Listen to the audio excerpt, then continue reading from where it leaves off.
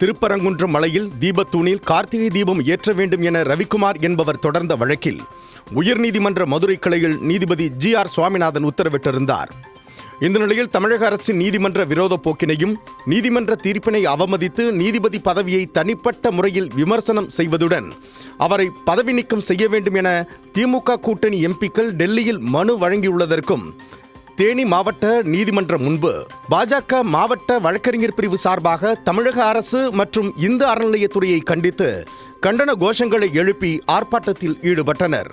மதுரை மாவட்டத்தினுடைய ஆட்சித்தலைவர், மதுரையினுடைய அந்த ஒட்டுமொத்த காவல்துறையினுடைய நிர்வாக அதிகாரி உள்ளிட்டவர்கள் மீது நடவடிக்கை எடுக்க வலியுறுத்தியும், நீதிமன்ற தீர்ப்பை மதிக்காமலும் நீதிமன்ற தீர்ப்பை வழங்கிய நீதியரசர்கள் மீது அவதூறையும் அந்த தீர்ப்பின் மீது பொய்யான இட்டுக்கட்டப்பட்ட செயல்களை தொடர்ச்சியாக சமூக ஊடகத்தின் வாயிலாக வெளியிட்டுக் கொண்டிருக்கக்கூடிய ஒட்டுமொத்த தேச விரோத கும்பல்களுக்கு எதிர்ப்பு தெரிவிக்கும் விதமாக இன்றைய தினம் தேனி மாவட்ட பாரதிய ஜனதா கட்சியினுடைய வழக்கறிஞர் பிரிவு சார்பாக வாயிலிலே தன்னுடைய எதிர்ப்பை தெரிவித்திருக்கின்றார்கள்.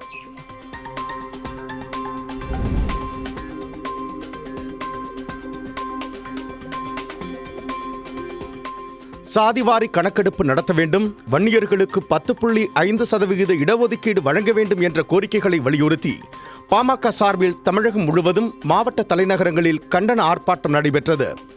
அதன் ஒரு பகுதியாக விழுப்புரம் புதிய பேருந்து நிலையம் அருகே உள்ள நகராட்சி திடலில் பாமக செயற்குழு உறுப்பினர் சுகந்தன் தலைமையில் நடைபெற்ற கண்டன ஆர்ப்பாட்டத்தில் 500க்கும் மேற்பட்டோர் கலந்து கொண்டு பதாதைகளை கையில் ஏந்தி தமிழக அரசுக்கு எதிராக கண்டன கோஷங்களை எழுப்பினர். இடஒதுக்கீடு வழங்காததால் பெரும்பான்மையான மக்கள் பாதிக்கப்பட்டுள்ளதாகவும் வன்னியர்களுக்கு உள் ஒதுக்கீடு வழங்க தமிழக அரசு தயங்குவதாகவும் குற்றம் சாட்டினர்.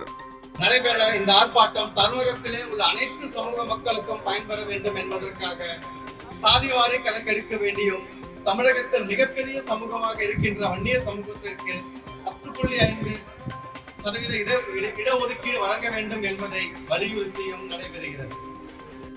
இதேபோன்று வேலூர் மாவட்ட ஆட்சியர் அலுவலகம் அருகே அனைத்து சாதியினருக்கும் உரிய இடஒதுக்கீடு வழங்க வலியுறுத்தியும், வன்னியர்களுக்கு 10.5% இடஒதுக்கீடு வழங்க வலியுறுத்தியும் ஒருங்கிணைத்த பாட்டாளி மக்கள் கட்சி சார்பில் ஆர்ப்பாட்டம் நடைபெற்றது. நடத்தி உடனே சமூக நீதி, அனைத்து சாதிக்கும் கிடைக்குமாறு நடத்து, வன்னியருக்கு 10.5 உள் இடஒதுக்கீடு வழங்கிவிடு.